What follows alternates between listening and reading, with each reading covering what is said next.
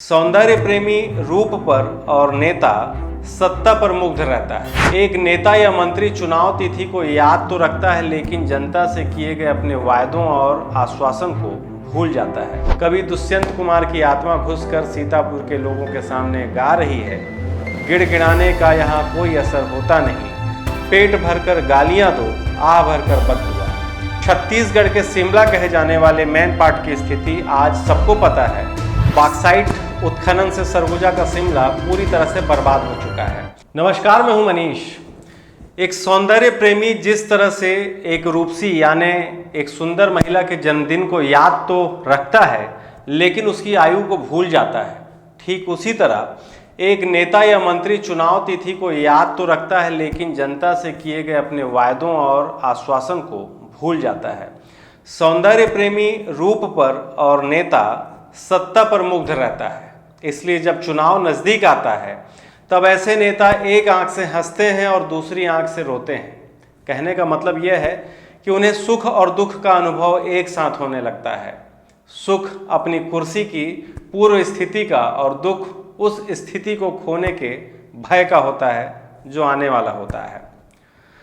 यह स्थिति आज सीतापुर विधानसभा के विधायक और प्रदेश के खाद्य आपूर्ति और संस्कृति मंत्री अमरजीत भगत का है। पूर्व और प्रदेश के पहले मुख्यमंत्री अजीत जोगी ने उन्हें टीएस सिंहदेव के विरोधी के रूप में तराश कर वर्ष 2003 में छत्तीसगढ़ के सीतापुर विधानसभा क्षेत्र से कांग्रेस का टिकट दिलवाया।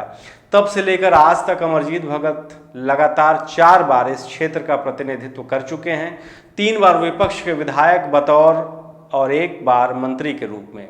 लेकिन इस क्षेत्र से चुनाव जीतना उनकी योग्यता से कहीं अधिक जातीय समीकरणों पर आधारित रही है, जिसमें बहुधा मिशनरी वोट और उरांव समाज ने सदैव से उनकी राजनीतिक नैया को पार लगाया है। हाँ, बीच बीच में नेताजी ने NH-43 यानी रायगढ़ अंबिकापुर का जो सड़क है, उस खस्ता हाल सड़क को लेकर लगातार धरना देकर अपने राजनीति का सामाजिक मसाज अवश्य किया है। सीतापुर विधानसभा के जिन समस्याओं को दूर करने का वायदा नेताजी करते रहे, उन समस्याओं को कदाचित दूर तो नहीं कर सके, उल्टा उन विकराल और भयावह होती समस्याओं के वे जागृत देवता बन गए हैं। छत्तीसगढ़ के शिमला कहे जाने वाले मैनपाट की स्थिति आज सबको पता है। बॉक्साइट उत्खनन से सरगुजा का शिमला पूरी तरह से बर्बाद हो चुका है। पेड़ों की कटाई, बहुत ज़्यादा पैमाने में आलू की फसल उत्पादन के कारण धरती में रासायनिक खाद का उपयोग, भूस्खलन और प्राकृतिक विद्रूपण और साथ में कांग्रेसियों के द्वारा सरकारी ज़मीन की लूट का मामला खूब चर्चा में रहा है। इस मामले में मंत्री जी की जवाबदेही तय होनी चाहिए थी। इसी मैनपाट का उद्गम नदी, जिसे मांड नदी के नाम से जाना जाता है, सीतापुर विधानसभा से कुछ कथित ठेकेदारों ने बेतहासा अवैध रेत उत्खनन से मांड नदी के अस्तित्व पर गहरा संकट खड़ा कर दिया है। मानव जीवन के लिए जैसे बोन मैरो की आवश्यकता होती है, नदी के जीवन के लिए वही आवश्यकता रेत की भी होती है। पर दर्जनों बार ऐसी खबरें दिखाए जाने के बाद हमने भी दिखाया है कई बार, यहाँ के जो खनिज और राजस्व विभाग के अधिकारी हैं, उनके कानों में जू तक नहीं रेंगती। कभी कभी कुछ मामलों पर कार्रवाई हुई भी ज़रूर हुई है, पर मंत्री जी के संरक्षण में इन विभागों के भ्रष्ट अधिकारी यानी जो SDM तहसीलदार तरह के जो लोग थे, उन्होंने कुछ थोड़ा मोड़ा धन लेकर मामले को रफा दफा कर दिया। मंत्री जी के विधानसभा क्षेत्र में चिराग तले अंधेरा वाली कहावत भी चरितार्थ होती है। जब खाद्य मंत्री के क्षेत्र की जनता ने सार्वजनिक वितरण प्रणाली का महीनों से चावल नहीं मिलने के कारण कलेक्टर सरगुजा के यहाँ शिकायत करने पहुँचे थे, आपको याद होगा।